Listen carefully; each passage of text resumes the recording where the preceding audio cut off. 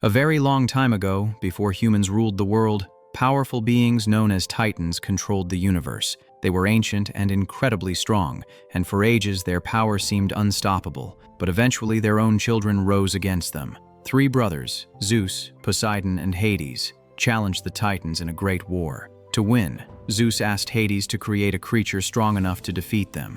Using dark powers, Hades created the Kraken, a massive and deadly monster. With the Kraken's help, the brothers defeated the Titans and ended their rule. Afterward, they divided the world. Zeus became king of the heavens, ruling the skies and the gods. Poseidon took the seas. Hades was sent to rule the underworld, and he felt betrayed, forced to live among darkness, suffering, and lost souls. Centuries later, Zeus created humans in his own image. Humans existed to worship the gods. Their faith and prayers gave the gods strength and immortality. As long as people believed, the gods remained powerful. But over time, humans questioned the gods and slowly lost faith. Some even rebelled, and the balance began to shift. Around this time, a fisherman discovered a coffin floating on the sea. He pulled it onto his boat and opened it, finding a dead woman inside. Beside her was a newborn baby who was somehow still alive. The fisherman called it a miracle and raised the child as his own. The boy was named Perseus.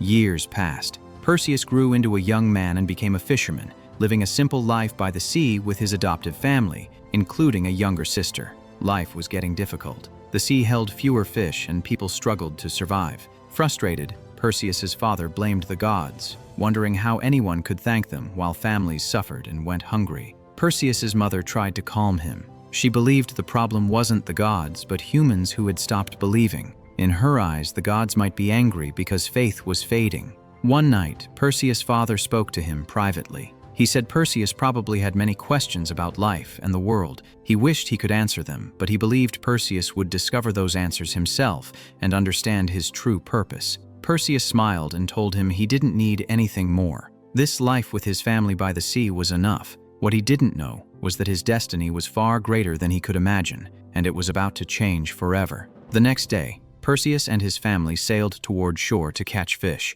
Near the city of Argos, they saw a massive statue of Zeus on the cliffs above the ocean. Perseus's father immediately sensed something was wrong. Soldiers from Argos were climbing the statue and breaking it from its base, openly challenging the gods. After a while, the huge statue collapsed into the sea, sending up violent waves. The soldiers celebrated, believing humans no longer needed the gods. But their victory lasted only a moment. The sky grew dark, and the atmosphere turned terrifying. From the ocean's depths, winged creatures rose and attacked the soldiers who had insulted the gods. The men tried to fight back, but they were helpless, and the creatures hunted them down. Then the creatures merged in the air until they formed a single figure, Hades, god of the underworld. Before leaving, Hades noticed Perseus and his family watching from their small boat. With a sudden strike, he destroyed it. Perseus escaped into the water, but his parents and sister were trapped as the boat sank. Perseus swam for them, but it was too late. He watched helplessly as his family disappeared beneath the sea.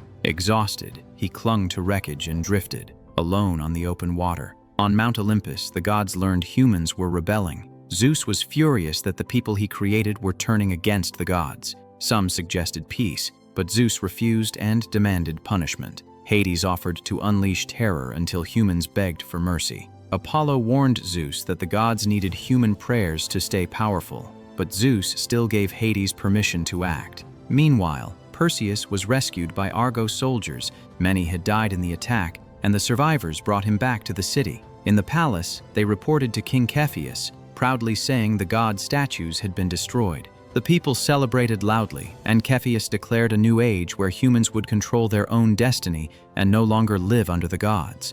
Princess Andromeda feared terrible consequences for insulting the gods, but Queen Cassiopeia laughed, arrogantly claiming humans were now greater than the gods. Just as the queen proudly compares her son to the gods, the atmosphere inside the palace suddenly changes. The hall darkens and black smoke forms in the center. The strange force pulls soldiers into the air, draining their life one by one. Perseus, however, is unaffected, standing firmly on the ground. Even Hades notices this resistance. The smoke shapes into Hades, god of the underworld. He commands everyone to kneel and warns Argos they've gone too far. Humans, he says, have started insulting the gods and forgetting their place. Hades turns to Queen Cassiopeia, who had compared her daughter's beauty to the gods. Mocking her pride, he says she knows nothing about true beauty, then drains her life. She instantly ages into a lifeless, fragile figure. Hades delivers his message. In 10 days, during an eclipse when the sun darkens,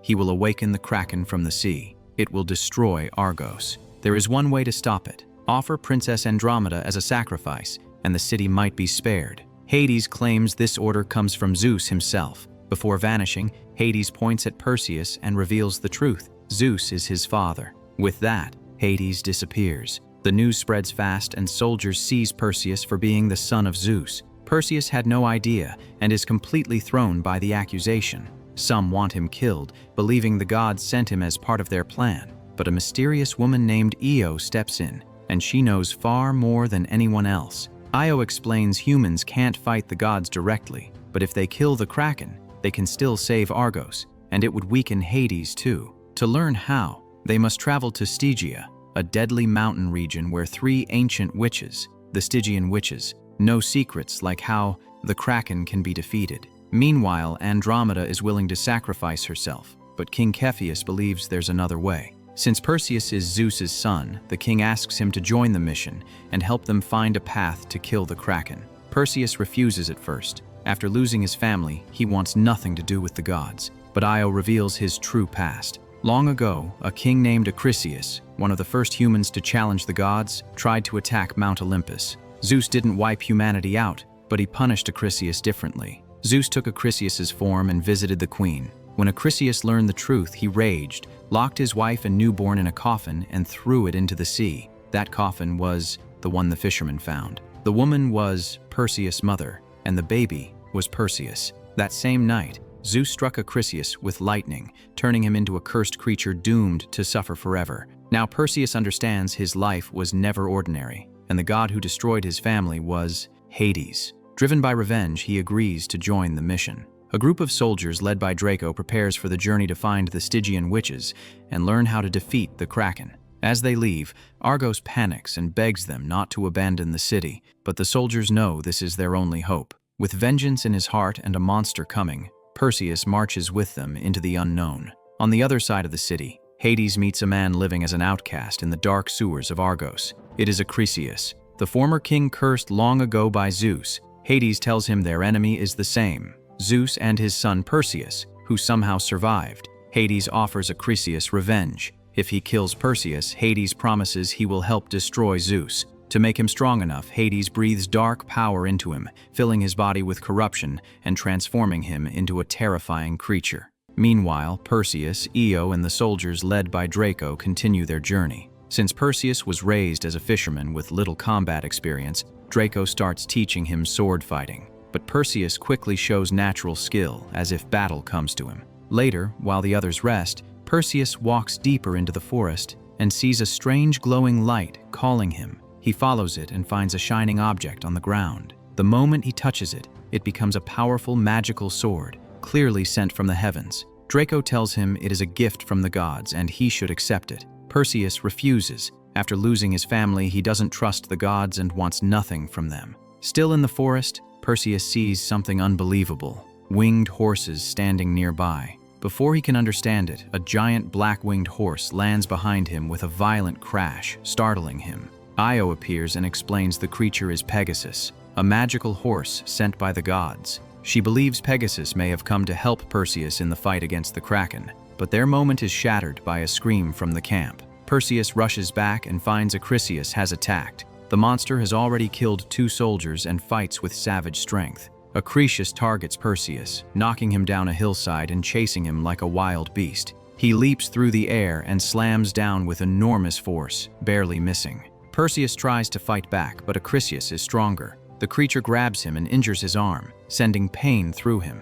When it looks hopeless, Draco and the others rush in. Draco strikes Acryus and cuts off his hand, forcing him to retreat. Wounded, Acryus escapes into the darkness. Perseus is hurt too, but he and the soldiers chase after him, knowing this enemy will return. They pursue Acryus through ruins until they reach an open field. Just as they close in, the ground shakes. Giant scorpions burst from beneath the sand. The severed hand of Acryus has transformed into these monsters. The soldiers are thrown into a brutal fight. The massive scorpions attack from every side with crushing claws and poisonous tails, hurling men across the field. Draco leaps onto one scorpion and stabs it again and again. A soldier tosses him a spear, and Draco drives it deep into the creature, finally killing it. Perseus battles another scorpion, but it slams him down and smashes him into a stone pillar. The tail rises to strike, until Io rushes in and cuts the tail off. The furious monster turns on Io and chases her into the ruins.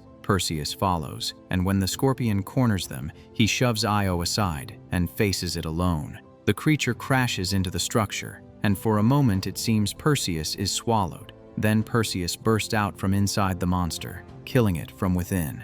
But more scorpions rise and surround the group. The soldiers brace for another desperate fight when the creatures suddenly freeze. Strange chanting rolls across the desert. A group of mysterious beings appear. The Jinn, ancient desert warriors who once fought humans long ago. Using magic, they control the scorpions and calm them. Draco doesn't trust them, but Perseus believes they aren't enemies. The Jinn explain the chaos spreading across the world is affecting them too, so they choose to help. They tame the scorpions and turn them into transport animals, letting Perseus and the soldiers travel faster through the dangerous lands. Back in Argos, fear spreads, and many believers demand Princess Andromeda be sacrificed to stop the Kraken. After 2 days of travel, Perseus and his companions reach the dark mountains of Stygia, where the Stygian witches live. 3 ancient witches who share a single eye and know secrets no one else does. By legend, they are the only ones who know how the Kraken can be destroyed. By nightfall, Perseus and his companions reach the peak of the Stygian mountains.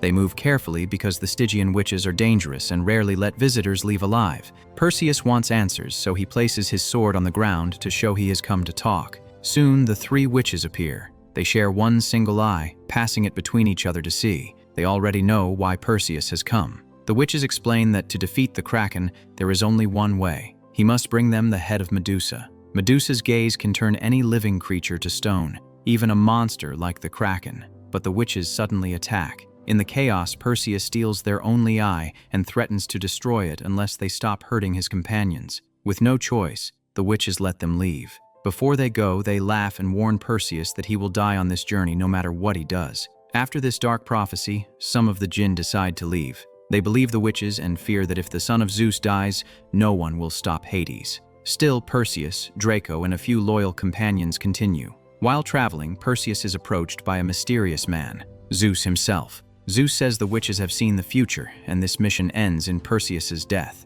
He offers him a place on Olympus to live forever, like the gods. Perseus refuses. He would rather live and die as a human than join the gods who caused so much suffering. Before leaving, Zeus gives him a gold coin, saying it will help. Eventually, the group reaches a deep opening leading toward the underworld where Medusa is imprisoned. Ahead is a dark, fog-covered river. Perseus gives the gold coin to the Jinn, who throws it into the water while chanting. Ghostly hands rise from the river, dragging a strange boat toward them. A silent ferryman appears and allows them aboard. They cross the haunted water and reach the rocky land near Medusa's temple. Io stays behind because only warriors can enter. Inside, the soldiers find countless stone statues, victims who looked into Medusa's eyes. As they push deeper, Medusa's eerie laughter echoes. Without warning, arrows fly from the darkness, knocking soldiers into lava pits below. The survivors try to track her while avoiding her gaze. One by one, men fall. Some turn to stone,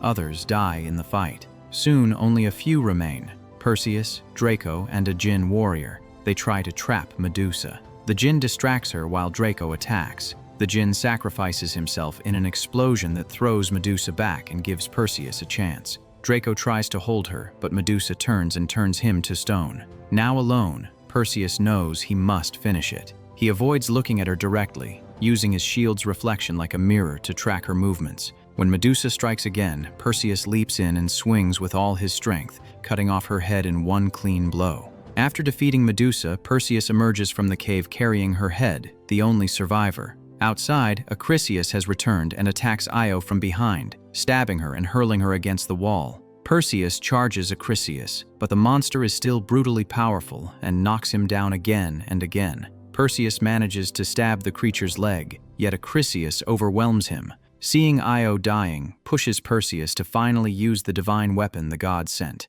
With renewed strength, he storms Acryus with heavy strikes, then drives his sword into his body. Acryus briefly turns human again, then vanishes into the darkness below. The curse is gone, but the damage is done. Perseus rushes to Io, desperate, but she knows her time is ending. She tells him not to waste time mourning. The Kraken will be released soon, and only Perseus can stop it. Argos and thousands of lives depend on him. With her last words, she urges him to save the people, then turns into glowing dust and fades away. Pegasus swoops down from the sky. Knowing it's his only chance to reach Argos in time, Perseus mounts the winged horse and flies. The solar eclipse draws near. The ocean shakes, waves rise, and giant tentacles break the surface as the Kraken awakens. In Argos, terrified citizens gather at the shore and tie Princess Andromeda to a platform as a sacrifice. The Kraken rises from the depths, enormous and roaring as it closes in.